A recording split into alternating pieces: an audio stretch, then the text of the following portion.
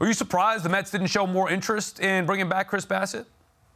I wasn't surprised. I'm not exactly sure on their interest level because I'm not in on that negotiation. But I think they understood the value of what Chris Bassitt would be on the free agent market, that he was going to get the 20 mil a year area. And I think the Mets just weren't comfortable going there and were letting him, see what else was out there. I think if the market kind of came down, the Mets would go after him because they understand the quality pitcher that Chris Bassitt is.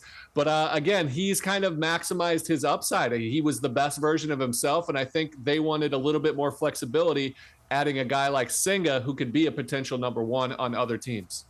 Yeah, I think, look, I was always a big fan of Bassitt, was a big fan of his coming into the offseason. I thought he was a guy that the Mets should go after and try to bring back. I think he has an intangible about him, much like Max Scherzer and Justin Verlander, in the way he has sort of this team chemistry, dynamic. He's very intense. He's very into it. But I think the Senga signing and the Bassitt going elsewhere was probably not something that was completely coincidental. I think if they figured if they could get to Senga, obviously the AAV on Senga is less. They've got him for more years. He's a younger guy. And I think from those vantage points, the Mets are fine without Bassitt, but I was a guy that was a big fan of Bassitt and liked his style and his, sort of presence in the rotation every fifth day. Yeah, I was surprised to see him get less than Taijuan Walker and Jamison Tyone. I understand maybe you want to give it an age, but and as much as I didn't want Bassitt here anymore for some of the stuff he said and for those last two starts, I'd much rather have had him at his value that he got with Toronto than Taijuan Walker or Jamison Tyone for 4 years and more money. And should the Yankees have had interest in Chris Bassitt?